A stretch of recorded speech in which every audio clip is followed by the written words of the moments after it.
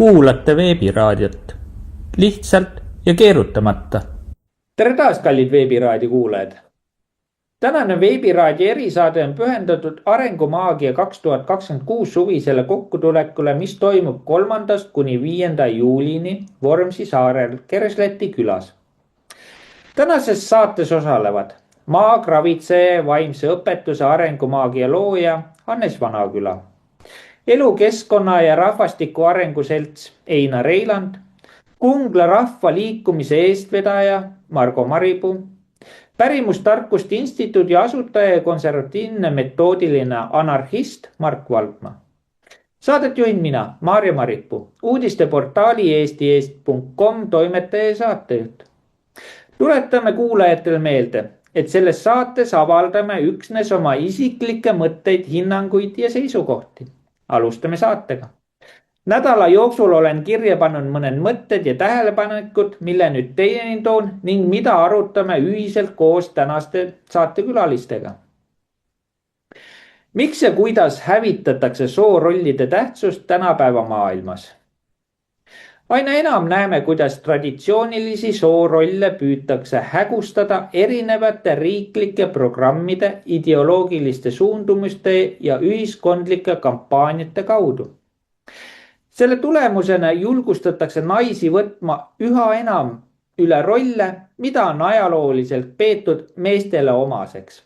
Samal ajal, kui traditsioonilisi naiselikke väärtusi, pere hoidmist, laste kasvatamist ja kodu eest hoolitsemist kiputakse pidama vähem tähtsaks või isegi aegunuks. Sama näeme, et ka mehed eemalduvad järjest enam oma traditsioonilisest rollist olla pere ja kodu kaitsjad, vastutuse kandjad ning tugevad eeskujud. Nii tekib olukord, kus mees ja naine justkui vahetavad omavahel kohti, kuid bioloogilisi ja loomulikke erinevusi ei ole võimalik täielikult kaotada. Mees ei hakka kunagi sünnitama ning naine ei pea tingimata võtma enda kanda kõiki neid ülesandeid, mida on ajalooliselt täitnud mehed. Inimeses ja ühiskonnas nihestatakse selle kaudu tasakaalu seisundit, mis eristab inimest loomast. Kui inimene ei täida oma soorolli nii nagu mis tahes loomakarja püsima jäämine seda nõuab, siis millise inimese formeerimisega me üldse tegeleme? Või kas teda saab üldse inimeseks nimetada? Kust läheb piir looma ja inimese vahel? Seda nihestatust lõhub ära rollid mehe ja naise vahel ega võimalda luua perekonna tekkeks vajalikke energeetilist sidet. Kas tegemist on loomuliku ühiskondliku arenguga või teadliku protsessiga, mille eesmärk on muuta inimeste arusaam perekonnast, sugudest ja nende rollides ühiskonnas? Millised võivad olla selle muutuse pikaajalised tagajärjed lastele, peredele ja rahvaste kestmajäämisele? Kuidas kommenteerite? Ja siinkohal laseks kohe otsa lahti teha Hannes Vanakülal, et sai ka siin saate alguses mainitud Arengumaagide suvepäevi, et alustaks selle tutvustusega. Palun, Hannes. Noh, nii nagu juba teada on, et see suvepäevad on 3., 4., 5. Aga mis on väga oluline, seal all on ka mu telefoninumber, et varakult, esmaspäev, teisipäev antaks mulle märku, et kes tuleb. Sellepärast, et vaata, kuna ta on Vormsi saar ja ta pood on kaugel ja toitlustust ei ole, siis ma inimesi toitlustan ise. Ja vaata, kui mul ei ole infot, kui palju inimesi tuleb, siis ma ei tea ka varuda. Ja sellepärast ma tahangi aegsasti, et mulle öeldaks, kes on tulija. Ütleme, seal on niimoodi, et ööbimine on telkides. Võib-olla kui mõni üksik erand tahab, eks ma saan ikka majutada kuhugi majja ka, et pole hullu, et kui kellelgi pole telkimisvõimalust. Söök on koha peal 3 korda päevas, tegelikult on reede õhtul, siis on laupäeval 3 korda ja pühapäeval siis hommiku ja lõunasöök. Ja kohale ongi niimoodi mõistlik tulla 18 praamiga. Noh, võib ka varem, ega keegi ei keela.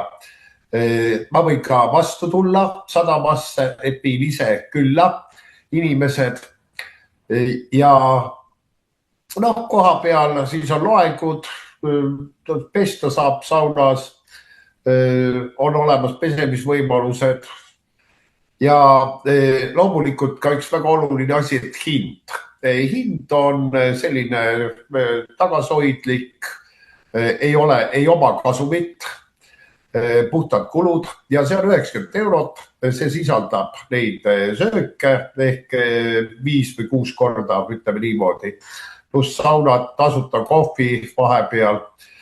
Kahjuks alkoholi see ei sisalda, nii et kui keegi tahab papsu võtta, ma ei keela, ausõna, ma ei keela, aga ma ei taha, et tehakse rumalusi. Ja noh, võib-olla, mis ma selle arengumaagi kohta ütlen, et miks ma selle tegin, see on väga lihtne põhjus. Vaata, eestlased, meil on kogu aeg, me tahame vabad olla ja see on täitsa normaalne soov. Aga kahjuks ka kultuuri osa on ka vaimsus. Ja niikaua, kuni me kasutame võõrast vaimsust, ega ma ei ütle, et see võõras vaimsus halb oleks, aga me jääme sõltuvaks ja võõras vaimsus saab alati dikteerida, mida me tohime, mida me ei tohi. Et see oligi põhjus, miks ma lõin enda vaimsuse, et olla täiesti sõltumatu ja vaba. Aitäh, Hannes. Aga mida sina arvad siis selle püstitatud saate teema kohta, soorollid ja soorollide hägustamine?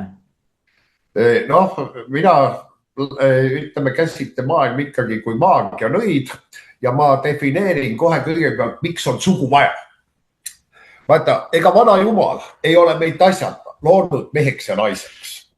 Ja asi on tegelikult väga lihtne põhjus. Toome näitena kasvõi keemia. Vaata, kui sa oled neutraalne osake, sul ei ole sugu, sa ei võta osa. Sa oled oma ette, sa ei reageeri, sa ei suhtle. Ja vaata, nii on ka inimesega. Tal peab olema sugu.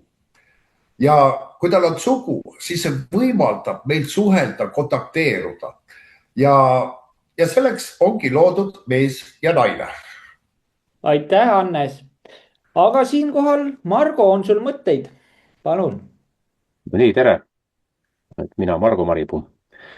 Ja me just lõpetasime selle otsustusfestivali ja me selliste küsimusteni ei jõudnudki, aga mis selle mehe ja naise soorolli siin puutub, siis see hägustamine ole valitsemiseks vajalik. Kõik, mis on segane, segases vees on hea kala püüda ja kõik, mis sinna puutub, et seda kasutatakse lihtsalt ära siis inimeste valikute segamiseks. Ja see, et mehed ennast naistena riietavad ja elavad naistena, seda on olnud läbi aegade põlisrahvaste juures samamoodi. Võta siin indiaanlased, kus on seda dokumenteeritud. Seal peeti seda nii-öelda õnnistatud seisundiks. Mees saab vaadelda elu läbi naise silmade nii-öelda ja anda seda informatsiooni niimoodi, et ta mõistab seda nagu lahterdada ja seletada, mida üldjuhul siis naise puhul ei oodata.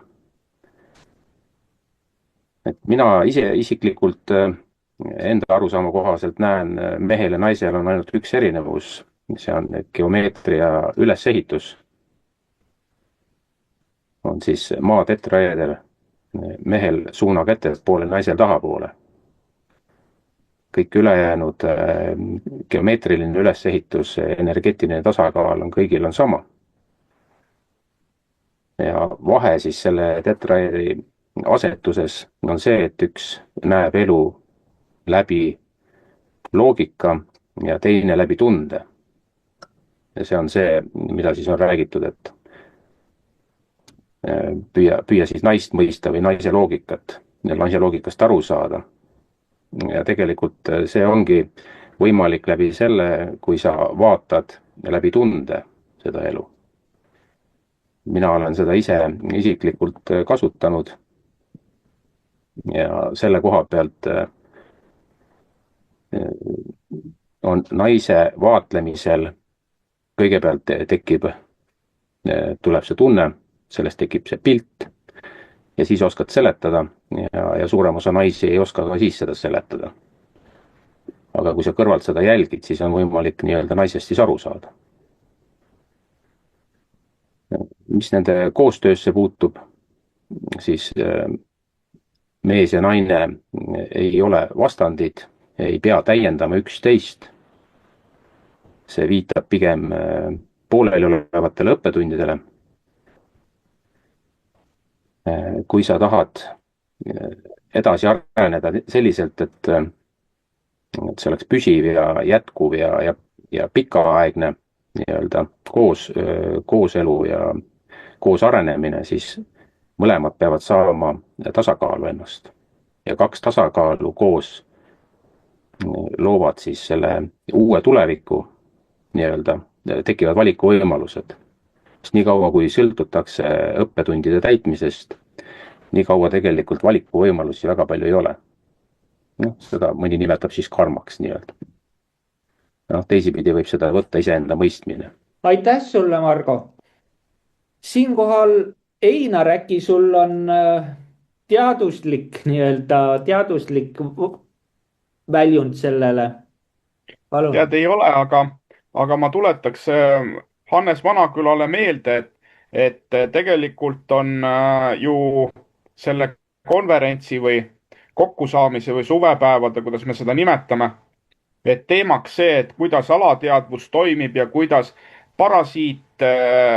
parasiitlus seda ära kasutab, et võib-olla Hannes Vanaküla teeks sellele teemale ka sissejuhatuse, et siis tõmbab kohe selle spektri laiemaks ja võib-olla ta räägiks ka natukese sellist ajaloolist aspekti, et kui kaua seda arengumaagide suvepäevasid või konverentsi siis on peetud ja kas me saaksime ise ka võib-olla seal osaleda mõne loengu jupiga või kuidas see võiks olla, et kas oleks nagu teretulnud sellised ettepanekud sulle? Aitäh. Ja, Hannes, palun. Nii, ütleme, vaata inimühiskonnas me oleme küll kuulnud alateadvusest, aga see on selline väga huvitav teema, nagu eriti ei taheta rääkida. Ja vaata nüüd jälle ka lisaks tahaks öelda, et jah, peale väliste tunnuste, et me oleme mees ja naine erinevad, ka meie alateadvus tegelikult töötab natikene erinevalt. Ja alateadvusest ma olen ära kaardistanud selle osa ja väga huvitav on niimoodi, et maailmaga mees peaks tegelikult nagu töötlema alateadvusest maailma ehk keskkonda läbi. Ja see jaguneb 7 osaks. Naine peaks nagu töötlema enda isiksust, individuaalsust ja see koostab 5 osast. Ja siis, mis on väga oluline, vaata meie ühiskonnas on suhe nagu 1, aga tegelikult on suhtevorme 6. Nendest võib-olla hiljem räägime. Ja vaata nüüd ongi vanajumal loonud meid niimoodi, et nagu 1 osa on antud naisele, teine osa mehele. See on pluss ja miinus. Ja kuna niimoodi on loodud, siis me ei saa tegelikult ilma naiseta ja naine ei saa ilma meheta. Näete küll, kogu aeg tõmbub meil otsapidi. Me tõmbub kokku. Ja vaata, nüüd ongi see üks väga huvitav asi, kuidas ühiskonna programmid panevad või manipuleerivad. Ja võtame kas võigi näiteks praegu on ju levid selline asi nagu sooneutraalsus. Et kõik on võrdsed, kõik on ühesugused. Aga vaata, selle peale ei tule loogikaga, et kui me oleme täpselt ühesugused, siis me ei näe enam vajadust teise järgi. Kui näiteks mina kui mees, ma olen nii mees kui naine, kas mul on siis reaalselt üldse vaja naist kodus? Ei. Aga kui mul ei ole naist vaja kodus, siis ma jään üksikuks. Ja vaata, siin ongi kogu point. Sooneutraalsus tekitatakse meile ühiskonnas pildiga, et me ei suhtleks oma vahel. See ongi asja võti. Aga vaata, kui me ei suhtle oma vahel, tead, kui hea siis manipuleerida. Jah, annan edasi. Ja, aitäh. Aga siinkohal just tuli ka Einarilt see küsimus, et kui pika traditsiooniga need suvepäevad või sinu liikumine või kui vana ta on? Kõik esimese suvepäeva tegin aastal 2004. No nüüd on 2006, see tähendab seda, et on juba 22. Suvepäevad. Ta on ikka päris pikk. Päris pikk ja see on siis nii-öelda iga kord erinevates kohtades või alati Vormsil? Algusest oli niimoodi, et ta oli ka erinevates kohtades, aga lõpuks jäi ta Vormsisse, sest vaata ikkagi, kui rahvas tuleb, siis on vaja nagu toitlustust teha ja vaata võõras kohas on selle toitlustuse ja ütleme, see organiseerimine natuke rasketatud, aga mul on olemas toitlustus, mul on olemas välitelk, kus saavad istuda, et teeb raskeks erinevaid kohti teha. See on üks kindel koht, kus mul on kõik valmis. Loomulikult see hoov on suur, lai, üle hektari, kus saab telkida, et näiteks kui mõni inimene tahab privaatsust, on täiesti võimalik. Ei ole sellist muret, et mul on kõik pead jalad koos. Ja, selge. Aga siinkohal annaks Mark sulle sõna, palun. Ja, nüüd mitut eelnimetatud punkti kommenteerin kõigepealt üle, et Margo nimetas seda et juba ajalooline taust on sellel mitmesoolisusel, aga ajaloolise tausta taga on niisugune pika habemega lugu, et väga palju on teada vanas Pärsia kultuuris, sumeritel ja ka Ameerika indiaanlastel selliseid juhtumeid, kus kohas ühel või teisel põhjusel oli lähisugulusabeielusid. Ja nende abielude puhul ma ei hakka nüüd geneetikasse süvati sisse minema, aga põhimõtteliselt on niimoodi, et on dominantsed geenid, mis muutuvad retsessiivseks, nad hakkavad korduma järglastel ja kui on sarnase genotüübiga inimesed, mees ja naine, lähisugulased, õde, venda, ema, poeg, isa ja tütar, seda juhtus läbi aegade väga tihti erinevatel põhjustel kultuuriliselt, siis sellisel juhul retsessiivsed geenimuutused kandusid edasi, kandusid edasi ka nende muutuste kaudu esile tulevad patoloogiad. Ja sellest vaatevinklist näen mina siis seda probleemi, nii et kui keegi tahab öelda, et ma LGBTQ või ma ei tea, kuidas nad ennast kutsuvad, inimesi nimetan geneetilisteks väärastusteks, siis ma tegelikult jään enda juurde kindlaks, sellepärast mina olen ainult põhjust tagajärgs joostes neid protsesse. Ja siin on ka väga selged seletused, kuidas moodi kujuneb välja sugu, kui toimub spermatosoidi ja munaraku ühinemine, siis esimese 3 nädala jooksul kujuneb välja tegelikult XX kromosoomide põhine ühendus. Järgmise 3 nädala jooksul kujuneb välja teatud eeldustel Y-kromosoomi liides. Ja kui nüüd on retsessiivsete geneetiliste mutatsioonidega tegemist, ehk siis kõige rohkem on seda lähisugulaste omavahelises suhtlemises, seksuaalses suhtlemises seda tagajärge näha. Ka kuningate perekondades praegusel ajal ja valitsejate perekonnas, vaadake kas või Rootsi kuninga venda. See on niisugune mutatsioon, mis on kirjeldatud siis rahvusvahelise patoloogia registris, väga täpselt selle tulemit võib igaüks lugeda sealt, siis ei jää arvama, et see on minu mingisugune oma välja mõeldud versioon selle elu käsitlusel. Ja siis võibki juhtuda niimoodi, et on siis XY,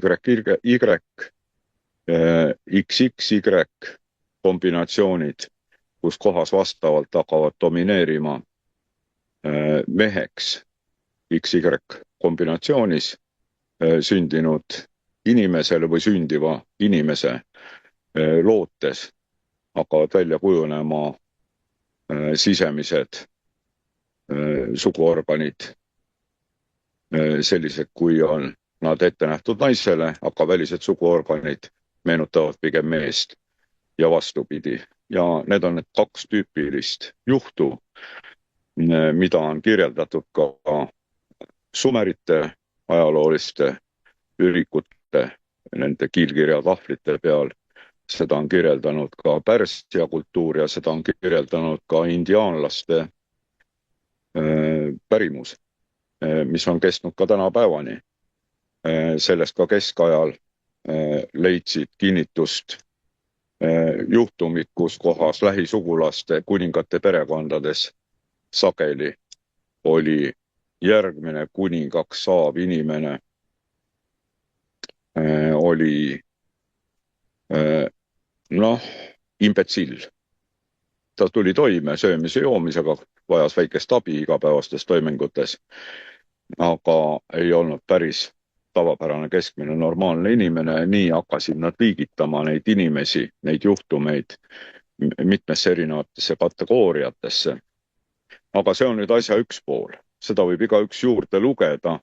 Võtke ja vaadake inimese psühholoogia, tõenäoliselt on see tõlgitud ka eesti keelde omal ajal, 30 aastat tagasi. Niisugune paks raamat on, umbes 5500 lehekülge, aga tasub läbi lugeda ja seal on siis omaette sellest võimalik sirvida. Ja siis on rahvusvaheline füsiopatoloogia register, kus on väga täpselt nende erinevate patoloogiate või haiguste kirjeldused ja on siis proovitud seletada tänapäevase teaduspõhiselt nende põhjuseid.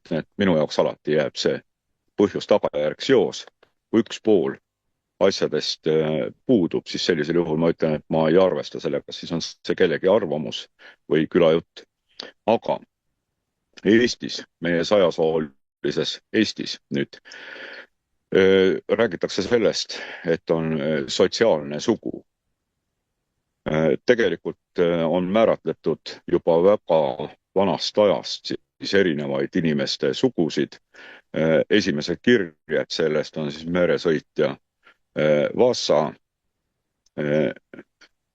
Cabeza de Vaasa, siis kui ta 1530 käis praeguse Florida rannikul ja kohtas kohalikke indiaanlasi ja nägi, et üks osa naisi olid riietatud meeste moodi ja üks osa mehi oli riietatud naiste moodi ja nende välised suguorganid olid ka, meenutasid pigem vastassugu ja nad olid seotud nende töödega, mida need mees-naised või naismehed, mida tavaliselt tehti kodus vastassugu poole pealt, nii et kui mehed olid tugevamad ja tegid seal relvi, siis naised olid rohkem haaratud kodutööde, põlluharimise ja toitlustamisega, riiete õmblemisega või rõivaste, siis riiet oli ja ei olnud.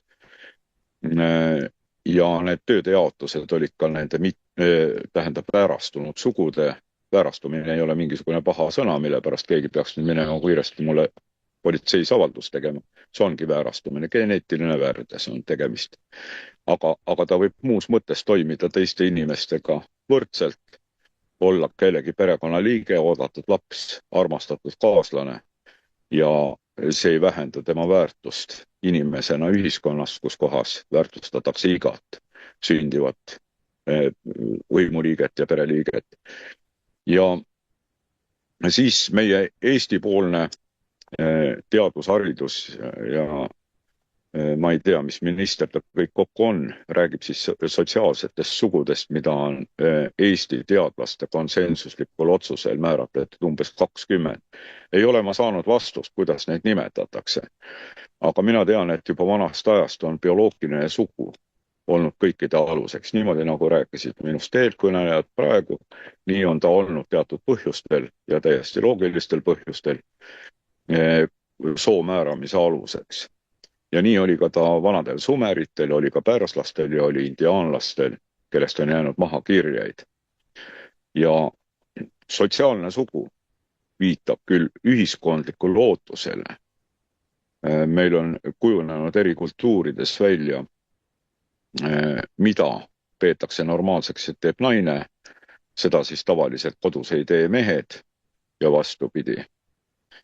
Ja nüüd see sotsiaalne ehk siis liigisisene isenditevahelise suhtluse põhine rollide jaotus on erinevates kultuurides natukene varieeruv. Kõigest hoolimata on tegemist ikkagi sellise välja kujunenud traditsioonilise tööjaotusega ja tegevusjaotusega. Sotsiaalne sugu taandatakse alati lahti mõtestamisel kahele aspektile. Üks on mehelikkuse aspekt ja teine on naiselikkuse aspekt. Ehk siis sotsiaalne sugu on tinglik mõiste, mis lähtub bioloogilise soo määratlusest. Juriidiline sugu on üldse absurdum. See tähendab seda, et vastavalt sotsiaalsele käitumisnormatiividele, mida perekond hindab, kui kultuuriliselt peetakse rätsepmeistriks kodus naisterahvast, kes nööpõmbleb ja pükse teeb, siis kui mõni mees seda teeb, siis on võimalik talle riiklikes registrides väljastada dokument selle kohta, et ta on naine. Albaanias on tulnud ette juhtumeid, kus kohas paljud poisteks sündinud inimesed on lasknud endale väljastada dokumendi, et nad on tüdrukud. Ja teame ka viimastest suurtest võistlustest, kuidas moodi mõni poksija, kes on tegelikult tugev ja treenitud mees, võib peksa anda poksiringis mõnele naisele, sellepärast et dokumendi järgi on ta naine.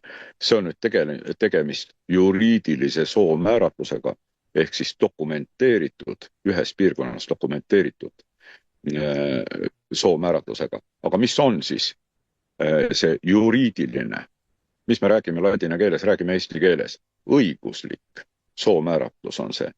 Mis määrab õiguse? Õiguse määrab ühepoolselt võimupositsioonilt direktiivide, määruste ja seadustega kehtestatud kord sellel territooriumil.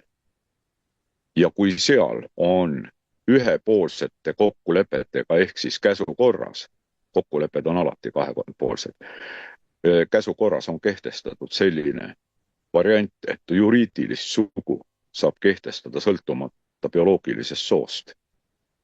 Minu jaoks on see absurd, aga sellele praegu toetub ka Euroopa Liidu areng. Aga sotsiaalseid sugusid väidavad nad juba, et on olemas, kuid nii juriidiline kui sotsiaalne sugu oma määratluse toetub ainult bioloogilisele sünnipärasele soomääratlusele. Ja ma ei hakka nüüd pikalt vahele rääkima sellest, mis ma siin välja kirjutasin, aga ma veel kordan korraks üles, et siis need tüüpilised geneetilised hälbed, testikulaarne feminiseerumine meestel või adrenogenitaalne sündroom naistel on põhilised variandid, mis geneetiliselt kaasa sünnivad inimestele teatud tingimustes ja nad on geneetiline väärastumine. Nii saab neid eristada nii välise kui sisemiste analüüside kaudu tavalisest, normaalsest, bioloogilisest mehest ja naisest. Nii me saame juba 4 sugu.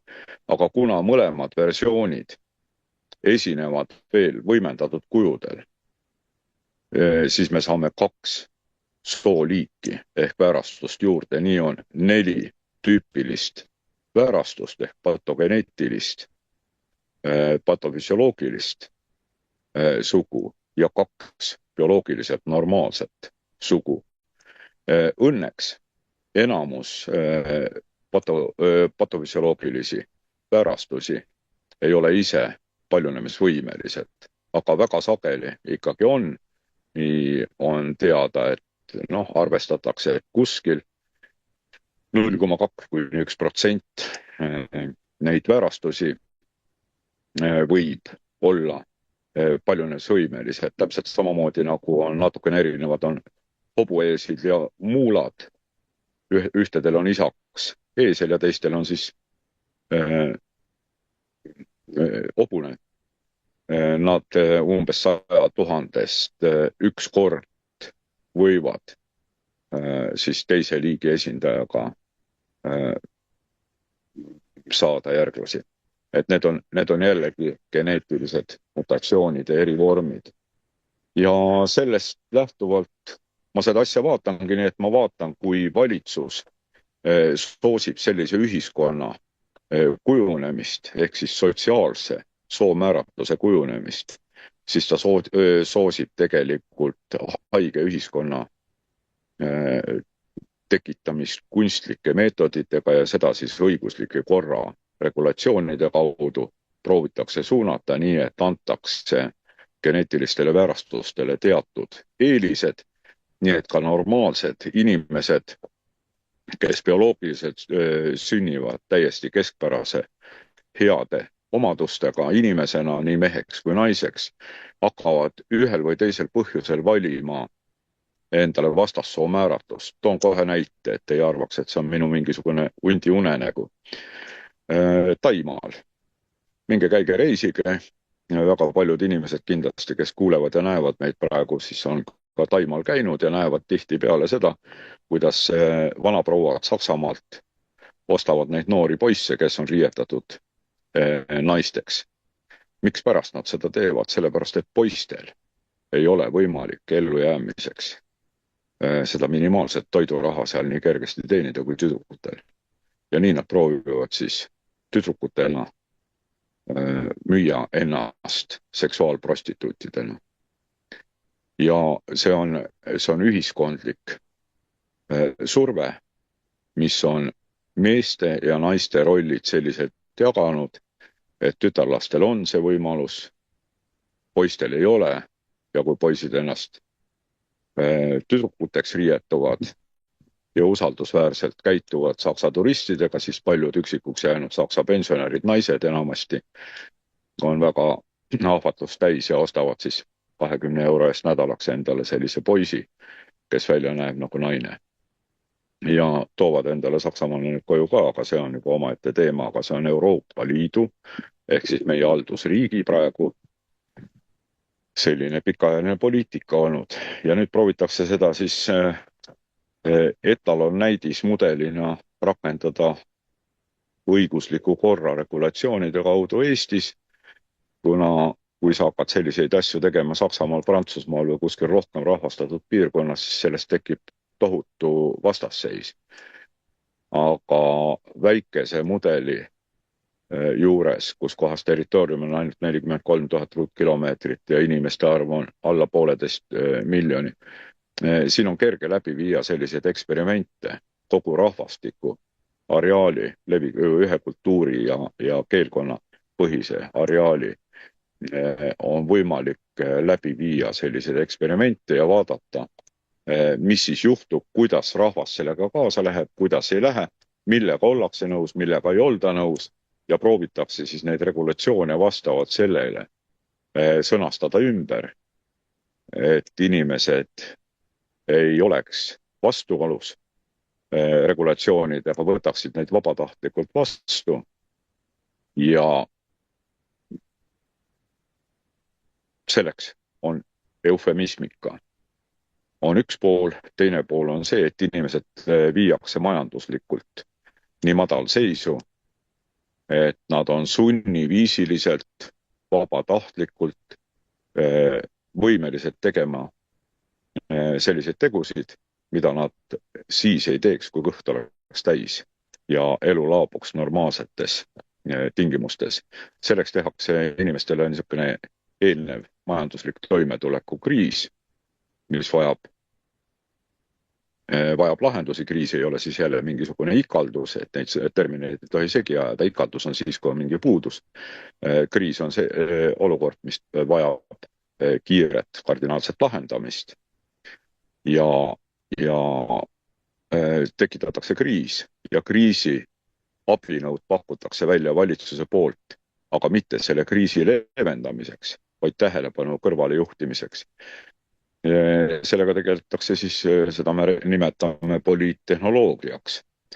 Ja selle aluseks ei ole mitte faktipõhine konsensuslik kokkulepe, et meil on 20 sugu pluss mees ja naine, vaid see on direktiivselt ette manatud ideoloogiline suunitlus. Tõenäoliselt neid teadlasi ei ole ja sellist teadusnõukogu ka ei ole, kes sellist rumalust on välja ütelnud.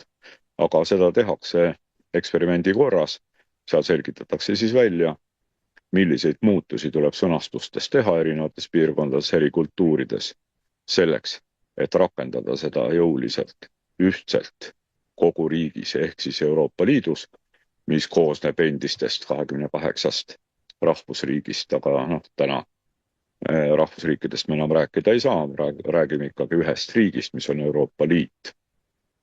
Ja on regionaalpiirkonnad, kus veel ei ole keelatud ühe või teise rahvusena enda nimetamine kodukohas.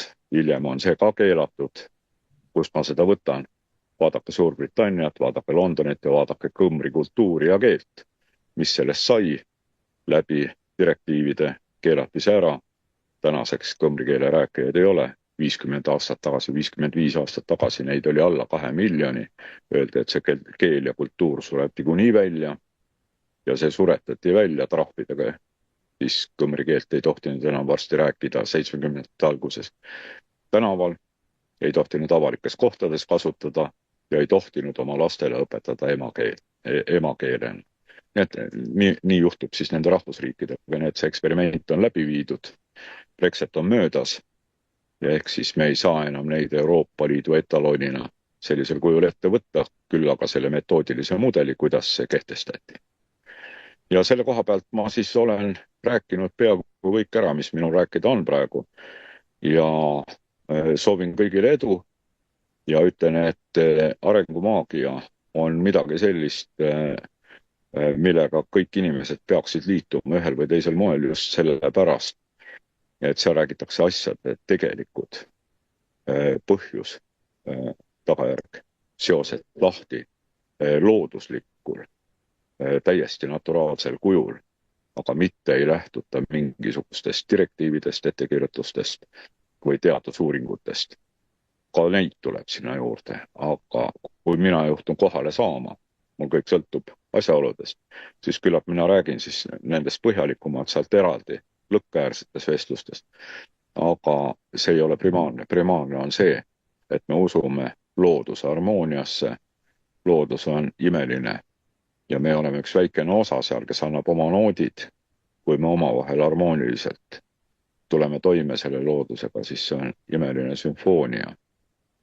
Ja ühel ilusal päeval võib-olla, et me isegi mõnede muusikutega kirjutame selle sümfoonia. Mul on idee ja struktuur, meloodia põhi on olemas, aga ei ole veel leidnud sellist head orkestrit, kellega seda teha, kes oleks nõus riskima sellega, et oma hea nime eksperimendiks välja toob. Aga võib-olla me teeme seda just selles samas arengumaagia konverentsil. Mitte keegi ei tea. Kõike võib juhtuda, aga aitäh teile. Aitäh sulle, Mark, aitäh, Mark. Siin kõlas läbi see teema, et Eesti kui katsepolügoon. Ja siin ongi küsimus, et kaugele lõpuks võib jõuda Eesti ühiskond, kui meil niisugune soosegadus nagu toimub, et mis te arvate? Einar, palun. Et mina näen seda katsepolügooni ja võib-olla räägiks sulle selle katsepolügooni temaatika rohkem lahti, mida mina siin näen. On vaata selline asi, nagu meil ülikoolides väga palju räägitakse, et me peaksime olema väärtuspõhine ühiskond. Ja siis kogu ühiskond on jaotatud erinevate väärtusnormatiivide või värkide alusel siis ütleme, et erinevate omavahel konfliktis olevate erakondade ja siis erinevate ettevõtete, konkureerivate ettevõtete ja siis erinevate tasandite vahel, erinevate maakondade vahel, kes omakonda konkureerivad omavahel ja nii edasi. Nii et neid väärtuspolügoone on meil nii üsna mitusi. Ja seda siis ütleme, et evitavad või ütleme, et harivad meid sellel teemal nagu erinevad siis ülikoolid, et väärtuspõhine õpe, eks ole, see on see Sutropi seltskond, kes Tartu Ülikoolis sellega tegeleb ja ka Tallinna Ülikoolis on seesama niinimetatud väärtuspõhise ühiskonna nagu loome, aga vaata, siin on nagu selline asi, et sa võid neid väärtusi ju kehtestada, aga kui sul puudub huvi nende väärtuste rakendamiseks, siis me saamegi ühiskonna, kes ei ole võimeline enda huvisid enam, noh, kuidas öelda siis kehtestama või seda dialoogigi alustama selles, et milline võiks olla meie huvi. Ja see väärtus ja huvide põhine konflikt, see viibki sellise, noh, kuidas seda väärastunud ühiskonna tekkeni, ja see baseerub nagu sellele, et vaata, noh, ta fragmentiseerib nagu need teadmised nii ära, et esinevadki ainult sellise, noh, ajufunktsionaalsusega inimesed, kes suudavad opereerida teadmiste fragmentide tasemel. Aga teadmiste fragmentidest nad enam sellist tervikteadmist kokku panna ei oska ja see võrdubki sisuliselt sellega, et meil tekib selline degradatsioon ühiskonnas, kogu ühiskonna allakäik ja nii edasi. Ja see võõras vaimsus siis muutubki nimetatud omaks sellepärast, et me ei oska seda enda vaimsust enam defineerida. Ja kui võõras muutub omaks, siis me hakkamegi võõrast teenindama ka. Noh, näitena, eks ole, selle sama soorollid näitena, kui aluseks võtta, siis nõukaaeg ju noh, ütleme, et formeeris naisest kui sellist nagu tugevat, vaadake neid 8. märtsi näitena, neid plakatid tulevad meelde, need suruhaamritega tunkedes naisterahvad, eks ole, et see oli, noh, selle ühiskonna võib-olla ideaal või selline, noh, praegu sunnib see praegune ühiskond näitena minema, noh, teistpidi, eks ole, surub meestele kõrge kontsaga kingad jalga ja ütleb, et sa ei ole muidu inimene, kui vaata sa sinna vikerkaare värvilisele paraadile ei lähe.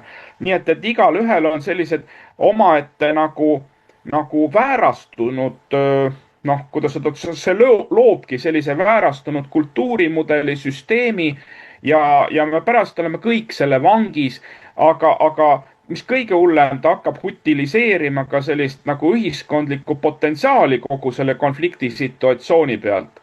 Ja võtab meil enda mõistuse ka läbi selle nagu ehk mõistmise olukorrast sellest asjast ära.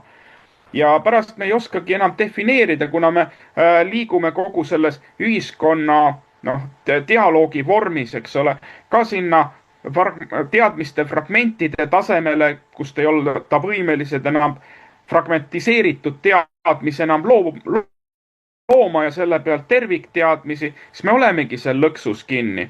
Aga kindlasti on Vanakülal ka siin, et sellele teemale lisada, sellepärast, et ega sa kolm päeva ju sul on ju mingisugune kava ka, kui sul teemaks on näitena see, kuidas alateadvus toimib ja kuidas parasiitsüsteem seda ära kasutab, siis tegelikult, noh, kindlasti sul on parem ettekujutus ka nendest päevakorra teemadest või päevakorra loengutest, mis seal päevakorda tuleksid, sest ma hea meelega näitena selles osas täiendaksin ja kui Mark ka siia tuleks, siis saaks olema päris selline asjalik loeng või kuidas teie arvate sellest asjast? Aitäh! Jaa, see oleks väga, väga äge. Hannes, palun. Jah, nii. Ei noh, vaata, ega igaüks, kui rahvast tuleb huvi, loomulikult võib ka rääkida oma mõtteid.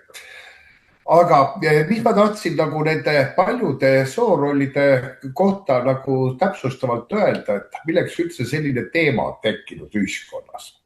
Vaata, sugu on sugu, see on omaette teema, aga siis on olemas nagu parameeter ehk meeskond ja on olemas selline reegel, et hüved luuakse meeskonnatööna. noh, meeskond tähendab seda, et selleks, et toimiks mingisugune ühiskond või perekond, siis üks on näiteks ametilt kokk, teine on võib-olla põllumees, kolmas on võib-olla remondimees. Need on parameetrid. Aga vaata, nüüd on ühiskonnas tekkinud selline olukord, kus inimesed on jäänud nõrgaks, nad ei suuda nagu enda jõu pealt neid rolle, ühiskonna rolle teostada. Ja siis on keegi, noh, ma ei tea, kes see on, selline manipulaator, aga ütleme, keegi müstiline tegelane on otsustanud, et paneme nüüd energiat, seksuaalenergiast, viime, ütleme sinna parameetri peale. Ja siis ongi tehtud selline haige moodustis, kus on hästi palju sugusid loodud, mis on tegelikult, ma ei tea, mis asi. Ja siis keegi nüüd üritab seksuaalenergiaga toita meeskonnatöid. Aga ma olen vaadanud, et see nagu eriti hästi ei taha töötada. Noh, ikkagi need on kaks erinevat teemat. Sugu on mõeldud ikkagi üheks teemaks, meeskonda teiseks teemaks. Ja näiteks mina kui nõid ütlen, et kuna see ongi meil praegu see hästi mitmekesine sugude propageerimine näitab seda, et keegi tahab mingit hüvesid, aga inimesed ei ole enam võimelised neid hüvesid looma, kas nad on kurnatud või puudub oskus või. Ja siis tahetaksegi teha sellist kantimismehhanismi. Et ma lisaks nagu selle nüansi juurde. Jah, ma lõpuks. Ja, aitäh. Margo, palun, on sul mõtteid? Mõtteid nii palju. Kõik need, mida siin tänapäeval nii-öelda ära kasutatakse või üldse läbi aegade, mida on ära kasutatud, põhinevad ikkagi alati mingil suuremal liikumisel, mis toimub nii, ilma et keegi teine sinna näpugi külge paneks. Sama on nende sugude ja kogu selle teemaga. Mina enda meelest oskan tuua sellist paralleeli. Oli kunagi Egiptuses ja ka varasemalt on olnud.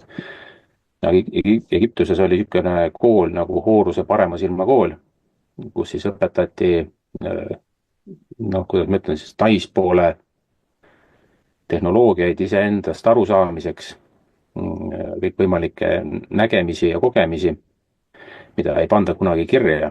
Et see, mida me praegu koolides õpime, see on puhtalt parema meespoole maailma nägemine, millest tuleb ka selline arusaamatus siis tervikust.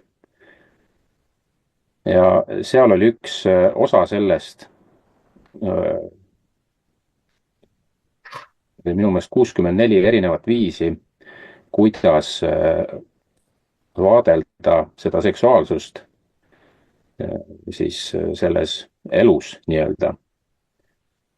Ja see põhineb algsel 8 rakul, mis inimesel peale pooldumist jäävad samasse suurusesse, mis on isegi nii suured, et lausa silmaga nähtavad, jäävad inimese keskmesse.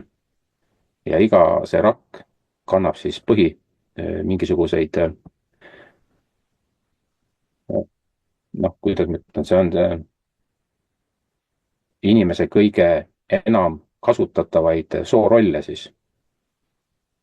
Ja sealt õpiti tundma edasi ka elu, kui sa vaatad nii-öelda väikse tüdrukuna, poisina, mehena, naisena, siis mees vaatab meest, naine naist, nii edasi, et see suhe maailma, kuidas sa neid asju näed, sõltub sellest, keda sa vaatled ja kellena sa vaatled. See on nagu kaks erinevat poolust. Ja see iseenesest on inimese tundma õppimisel äärmiselt oluline. Esiteks sa pead mõistma, kus kohas sa oled, kui sa küsimuse esitad. Ja teiseks pead sa aru saama, kellele sa selle esitad. Ja selleks on vaja kõigepealt enda sisemuses tundma õppida iseenda erinevaid poolusi siis nii-öelda. See muidugi ei ole tänapäeva selle praktikaga kuidagi seotud, et ma lõikan ennast ümber ja hakkan kellekski. Et see on, kuidas ma ütlen, sisemine vaimne lähenemine.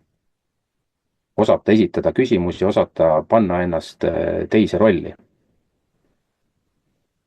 Praktikas, ma ei mäleta seda naise nime, kes tegi niisuguse katse, tegi ennast meheks. Temal oli siis eesmärk tõestada, et meeste elu on jube lihtne, naistel on väga raske. Tegemist oli siis ühe väga tuntud feministiga ja elas aasta natukene peale mehena. Tegi oma hääle madalamaks, treenis ennast selleks ja nii edasi. Ja tegi kõike seda, mis siis mehed teevad meeste seltskonnas. Ja lõppes sellega, et ühesõnaga ta ei suutnud nagu seda asja päris lõpuni viiagi, kuna ta vaimselt kukkus kokku lihtsalt. Ja natukene aega pärast seda ta sooritaski enesetapu. Ja tema järeldus oli lihtne, et naised mõtlevad elu nagu väga, väga ilusaks, aga tegelikkuselt meeste rolli ennast panna, et kujutada ette, milline raskus on su õlul, et ükski naine ei suuda seda kanda. Et igal ühel peab olema oma roll, igal ühel on oma tugevus ja see tugevus tuleb välja sellena, kes ta on. Et siit lihtne moraal, et ega samamoodi ei ole ühelgi mehel lihtsam elada naisena. Aga selleks, et teda mõista, siis tuleb õppida ennast asetama tema vaatepunkti nii-öelda tema kehasse. Ja selleks on vajalik viia ennast tagasi sinna, kus sa lapsena vaatasid ema, vaatasid isa, tuletad meelde iseenda läbi elatud katsumused. Ja sealt loogiliselt saad sa neid asju üle kanda ka teise inimese vaatepunkti, ütleme siis, kellega sa koos elad, partner või on see mõni töökaaslane. Tema mõistmiseks on need tegelikult äärmiselt vajalikud lähtepunktid. Ja seda siis kasutatakse meil väga osavalt ära, kuna sisemine liikumine ja vajadus ärgata on kõikidel meil sees olemas. Lihtsalt sellele poogitakse kunstlikud suunad külge ja inimesed siis niimoodi üldiselt lähevad selle sisetunde ajel, aga vale pildi peale. Et iseenesest üsna lihtne, seda on vaja nagu endale teadvustada ja saad need võõrad ideed endast välja, sealt tulevad ka need võõrad maagiad ja muud siuksed rituaalid, mida meil vaja ei ole. Kõik, mida meil vaja on meie enda sees ja kaasas olemas. Aitäh, Margo. Mark, mida sina arvad, kuhu me jõuame ühiskonnaga lõpuks? Sa küll ütlesid selle välja, et me sureme välja, aga kui me välja ei sure, et kuhu me jõuame? Tegelikult me ei sure välja midagi.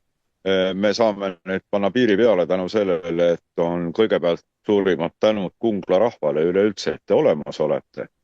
Ja on praegu siis selline väikene ärkamisaeg, mida Kungla rahvas on sütitanud. Ja mul on täiesti tekkinud lootus, et me ei sure välja midagi, sest me suudame omavahel kokku hoida ja kõike seda ilusat, mis on alles jäänud, edasi arendada ja iseenda lastele ja järglastele edasi kanda. Ma ei ole üldse pessimist. Ma ei ole näinud elus ühtegi kehva situatsiooni, kus kohast ei ole võimalik positiivse lahendusega välja tulla. Alati on need olemas, aga nüüd Margo jutust on niisugune põnev on see, et tegelikult isiksuse psühholoogias SWOT-analüüs näitab seda või õpetabki seda, et kui sa kedagi hindad või kellegi suhtes annad hinnanguid, siis tegelikult on oluline, et kelleks sa iseennast sellel hetkel pead just see, kellena sa annad hinnangut. Et see on nagu ääretult tähtis asi, et üks ja sama inimene võib ennast kujutleda või enesemääratluses kujutleda ennast millekski muuks ja hinnata ümbrust. Tavaliselt need hinnangud tulevadki siis negatiivsed. Sellepärast, et eneseanalüüsi ja enesehindamise pool põhineb pooltõdedel, millesse inimene ise ka ei usu. Ja siis ta hakkab kergesti näpuga näitama teistele ja leidma niisuguse lootusetud olukordi. Mina ei näe siin lootusetud mitte midagi. Ja me jõuame sinnani, et me oleme saanud väga hea positsiooni selleks, et me iseennast koolitaksime ja kogu rahvast koolitaks. Ja kui me sellest negatiivsest situatsioonist praegu ei oska positiivselt õppust võtta, ainult sellisel juhul ootab meid väljasuremine, aga ma usun, et negatiivseid positsioone ühiskonnad tekitavad mitte inimeste tahtel, vaid see on looduslik protsess, sinusoidne areng ja selle arengu madalseisud kutsuvadki esile uue lähte stardipositsiooni just positiivseks arenguks, sellepärast et ükskõik, kuidas me ennast inimestena hindame, keskkond kogu aeg meie ümber muutub ja meie peame valmistuma selleks, et meie lapsed oleks geneetiliselt, bioloogiliselt kohastunud muutuva keskkonnaga, keda me hallipäised vanuritena enam ise ei suuda sedavõrd kohastuda, et kõike uut ja muutuvat omaks võtta, aga lastele peame selle keskkonna looma. Ja nii oleme me lakmuspaber. Nüüd Einari jutust mulle meeldis ilus niisugune jälle paralleel vanast ajast. Omal ajal siis aastal 2001 kuni 2003 ma õpetasin Brüsselis ja Malagas niisugust kvaliteedijuhtide koolitust oli tellitud ja ma andsin seda mitme aasta jooksul päris tihti ja mul oli siis selline meetod, on SMG meetod või siis süsteem management goal süsteem, mis on eesmärgipärastatud ja et kuidas moodi siis selline mittekategooriline info moodustab infopilve ja kui sellele antakse teatud kategooria, siis tekib sellest teave ja eriteave, aga selleks peabki olema siis tagasiside ehk siis nõuded praktiliseks funktsioonideks ühel või teisel kujul ja informatsioon selleks, et need praktilised mittekategoorilised infokillud pilveks koguda ja süstematiseerida metoodiliselt kategooriliseks teabeks ja nüüd juba siis edasi ka eriteabeks, rakenduslikuks teabeks. See ongi nüüd niisugune protsess, mis teeb minust ka optimisti. Et ma näen, et kui ei ole eesmärgid realistlikult püstitatud, siis sellisel juhul olemasolevaid positiivseid vahendeid on peaaegu võimatu leida, sellepärast et neil puudub kategooria ja mittekategooriliste vahendite segadus on ainult infomüra või võimaluste müra ja tekitab inimestes veelgi suuremat segadust ja paanikat. Aga just nimelt see, mida Margo enne ütles, see isiksuse psühholoogia valdkond, vaata iseendast, see objektiivselt loo enda objektiivne reaalsus, siis oskad ka objektiivselt teisi näha. Ja kui sa selles kompotis oskad nagu orienteeruda järjest paremini, siis sellisel juhul sa ei näe mitte ühtegi kriitilist tagasilööki ühiskonnas, mis võiks püsivaid kehvasid tagajärgi esile kutsuda. Need on hetkevaatluste andmed on ainult need, mis panevad inimesi niisuguse kriitiliselt vaatama, aga neid ongi just sellepärast vaja. Nendest me õpime. Ja ma ei näe, et ühiskond laguneks. Vastupidi, tänu sellele, et me oleme omavahel suhtlemisel nii tugevad ja me suudame vältida vastandumist ja teha ühistegevust ühisplatvormil. Tänu sellele me leiame alati selle positiivse võtme, et enda järglastele anda positiivne elukeskkond. Ja ise peame sellega rahul olema, et meie privileegiks on olnud saada see koolitus oma nahal. Ja me teame, mida me siis edasi räägime oma järglastele. Väga positiivne, ei ole siin mitte midagi hullu. Näpuga näidata ei ole kellegi peale. Kõik tuleb võtta kui üks bioloogiline koosmõjude ahel, kus kohas me lihtsalt kategoriseerime ära selle, mis meile ja meie lastele on vajalik ja me lähme rõõmsalt edasi. See, kui hakatakse mõtlema, et ühiskond läheb hukka, sellepärast et riigikord ja riigivalitsus muutub, see ei ole hukkaminek, see on normaalne. Läbi aegade on olnud kogu aeg ühiskondliku korralduse vahetused ja need ei ole lõppenud enamasti katastroofiga, kui ei ole võõrjõud tulnud ja tekitanud teadlikult katastroofi, aga siis on ka katastroofi tekitamisel mingisugused muud eesmärgid, maavarad või mis iganes. Noh, vaatame praegust Ukrainat, ma ei hakka seda kommenteerima, ei ole ma mingisugune tugev inimene poliitikas, aga mina näen protsessi just niimoodi. Aitäh! aitäh, aga saade hakkab nüüd siia lõpupoole jõudma, et on veel kellelgi selle teema kohta midagi öelda? Einar, palun. Ja on ikka öelda, et kui Hannes Vanaküla rääkis siin et hüved luuakse meeskonnatööna, siis erinevad teised koolkonnad ju Eestis, eks ole, haridustehnoloogia koolkond ja nii edasi, nemad räägivad küll sellistest, noh, kuidas öelda siis, noh, näitena, no toome Jaan Leetsaar, eks ole, tema on ju ka täpselt samamoodi jõudnud selle sama asjani, mis maagid, eks ole, oma siis teemakäsitlustes, et hüved luuakse meeskonnatööna, et siin on suisa looduslik geneetilistel alustel sellised asjad välja toodud, eks ole. Noh, Ülo Vooglaid on ka seda teemat ju käsitlenud, eks ole. Siis Jakob Saksa materjalid on ka täpselt samasugused asjad, et käsitlevad sellist terviksüsteemsist analüüsi ja muidugi ei saa mainimata jääda siin ka Hannes Vanaküla antud teemalist teost, eks ole.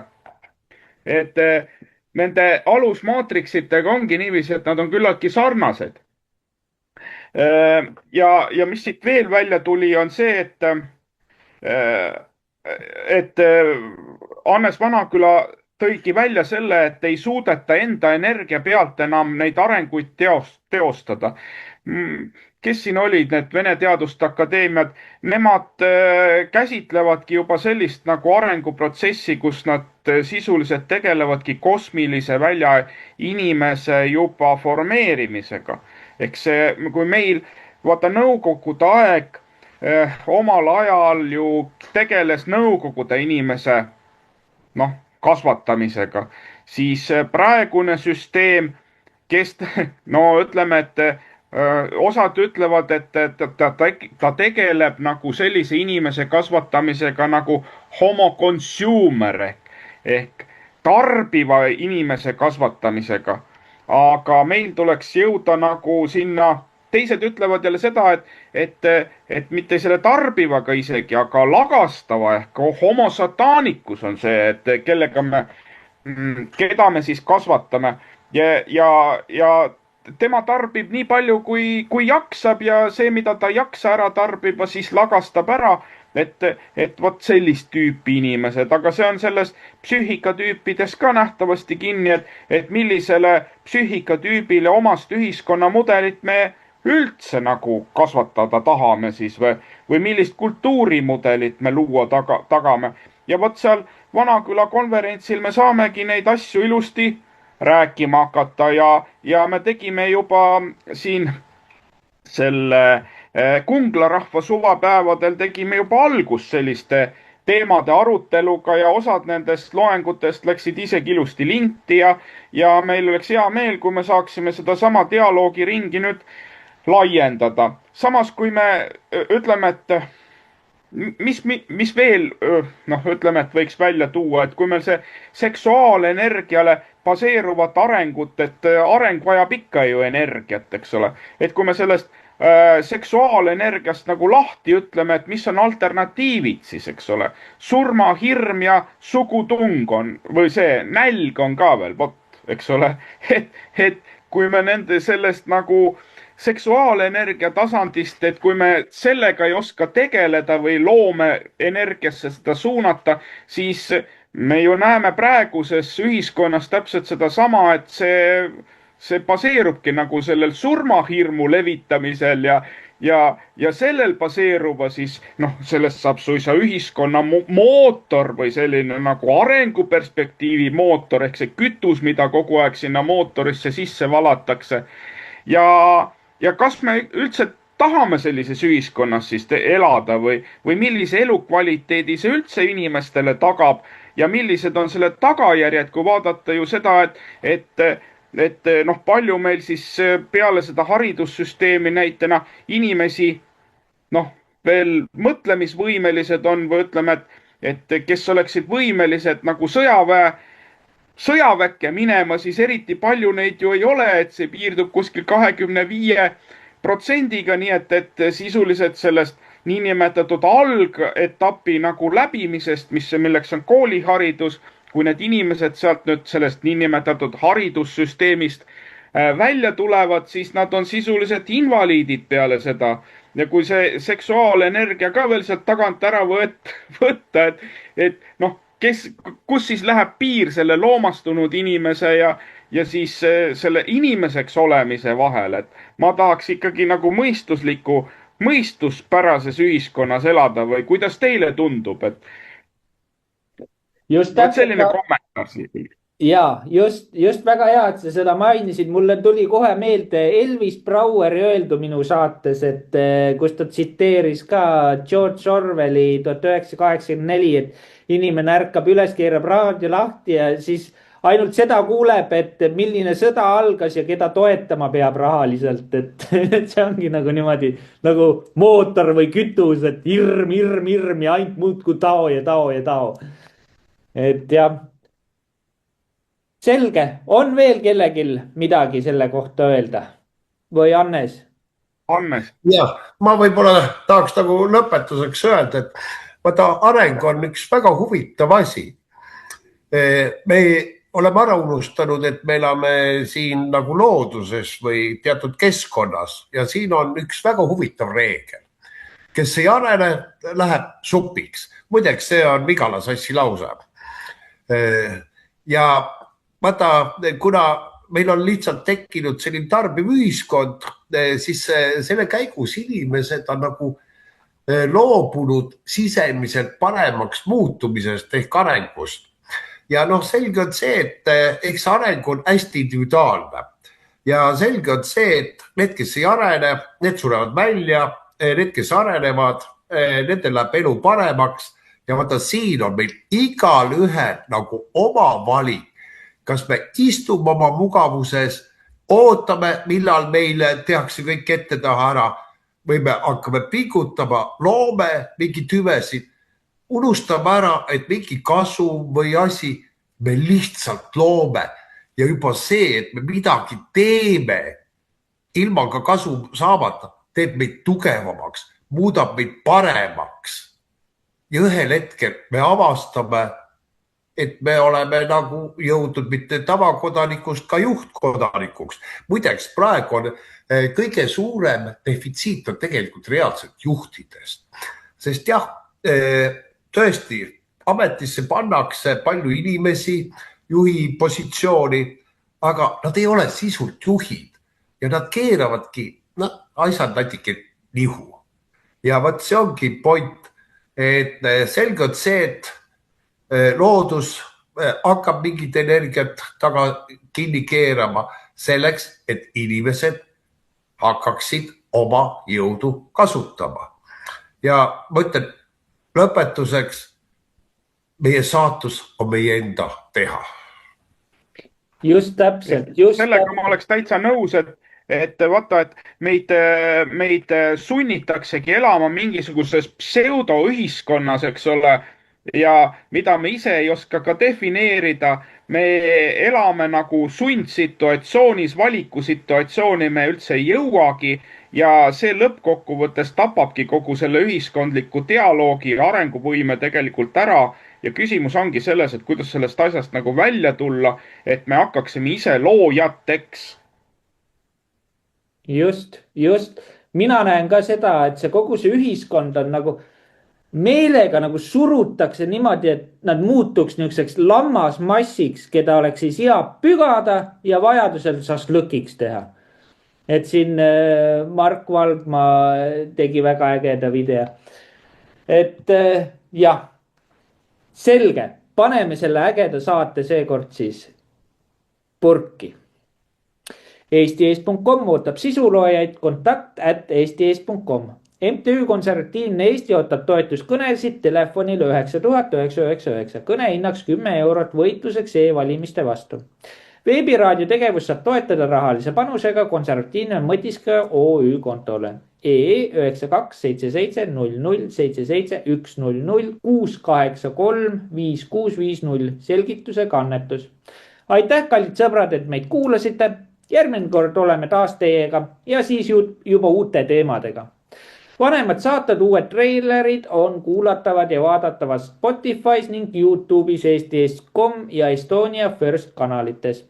Kindlasti külastage ka meie Patreoni fännilehte patreon.com/veebiraadio või blurbay.com/Maarja Maripuu. Aitäh kõigile toetajatele, kes mõistavad meie töö tähtsust ja olete endiselt meiega. Kõike head ja nägemist! Kuulasite veebiraadiot. Külastage kindlasti ka meie uudisteportaali www.eestieest.com.